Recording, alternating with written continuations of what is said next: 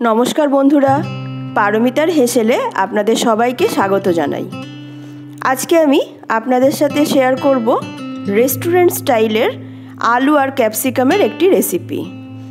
অসাধারণ এই রেসিপিটি, আপনারা প্রথম থেকে শেষ পর্যন্ত আমার সাথে থাকুন আর দেখতে থাকুন আমি কিভাবে রেসিপিটি তৈরি করছি। এই রেসিপিটি বানানোর জন্য আমার লাগছে 2টো ক্যাপসিকাম, 2টো আলু, 3টে পেঁয়াজ আর 3টে টমেটো। ক্যাপসিকামটা স্কোয়ার করে কেটে নিয়েছি, আলুটাও স্কোয়ার করে কেটে নিয়েছি, আর 2টো পেঁয়াজ আমি এভাবে ছাড়িয়ে নিয়েছি আর একটা পেঁয়াজ মিহি কুচি করে নিয়েছি। কড়াইয়ে সাদা তেল গরম করে প্রথমে ক্যাপসিকাম আর পেঁয়াজগুলো হালকা সটে করে নেব। এখানে আমি নুন হলুদ কোনো কিছুই ব্যবহার করছি না। গ্যাসটাকে হাই রেখেছি। হাই ফ্লেমে এই ক্যাপসিকাম আর পেঁয়াজ আমি সটে করে নেব।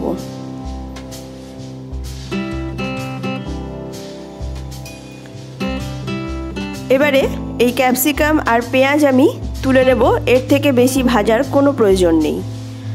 অবশিষ্ট তেলের মধ্যে এবার কিউব করে কাটা আলুগুলো নুন আর হলুদ দিয়ে ভালো করে ফ্রাই করে নেব, যাতে অন্তত 50% এখানেই সেদ্ধ হয়ে যায়।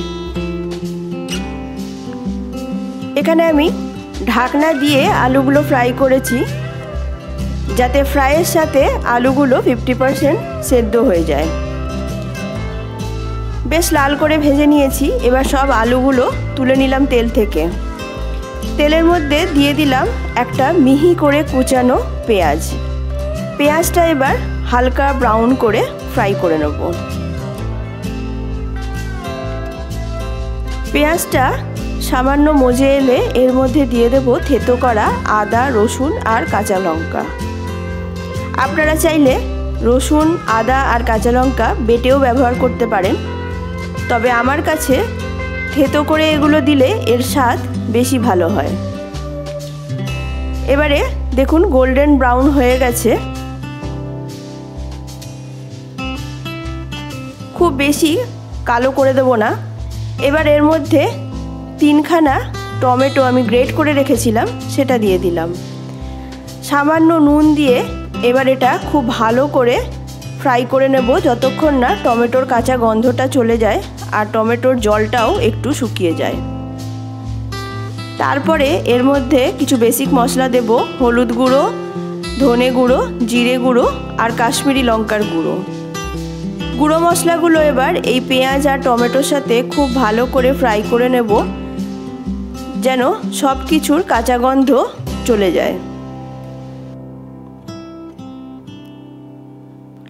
ফ্রাই করার সময় মশলাটা যাতে পুড়ে না যায়, তাই এখানে আমি সামান্য জল ব্যবহার করেছি। এবার ঢাকা দিয়ে মশলাটা আমি ফ্রাই করতে থাকব। এর ফলে মশলাটা খুব ভালো করে কষানো হয়ে যাবে আর তেলও ছেড়ে যাবে।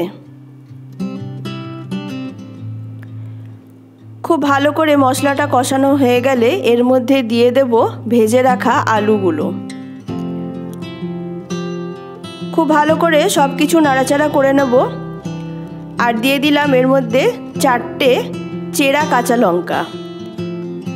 এখানে আমি 2টো কাঁচা লঙ্কা আর 2টো পাকা লঙ্কা ব্যবহার করেছি। ঢাকা দিয়ে সব কিছু ভালো করে রান্না করে নেব। আলুটা যেহেতু 50% সেদ্ধ হওয়াই ছিল, তাই আর খুব বেশি সময় লাগবে না রান্না হতে। মশলাটাও খুব ভালো করে কষানো হয়ে গেছে, আলুটাও সেদ্ধ হয়ে গেছে। এবার এর মধ্যে দিয়ে দেব পেঁয়াজ আর ক্যাপসিকাম ভাজাটা। এটা দেওয়ার পরে খুব বেশি রান্না করা যাবে না। দিয়ে দিলাম কিছুটা কসুরি মেথি। এবার সব কিছু খুব ভালো করে মিশিয়ে নেব। রুটি, পরোটা, লুচি, নান সব কিছুর সাথেই এই রেসিপিটি খুবই অসাধারণ লাগে খেতে।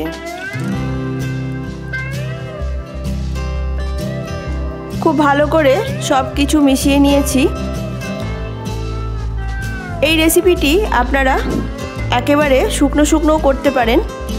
আমি যেহেতু একটু গ্রেভি পছন্দ করি, তাই সামান্য জল দিয়ে এটার একটা গ্রেভি বানিয়ে নিয়েছিলাম। আর ওপর থেকে দিয়ে দিলাম বেশ কিছুটা ধনেপাতা কুচি। সব কিছু এবার ভালো করে মিশিয়ে নেব।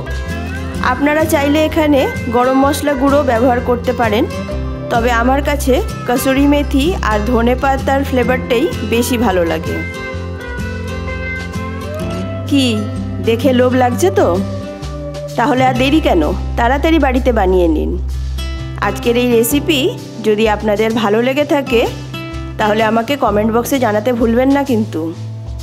একটা লাইক করে দেবেন আর অবশ্যই সবার সাথে শেয়ার করে দেবেন। আমার চ্যানেলে নিত্য নতুন রেসিপি দেখার জন্য চ্যানেলটি সাবস্ক্রাইব করে দেবেন।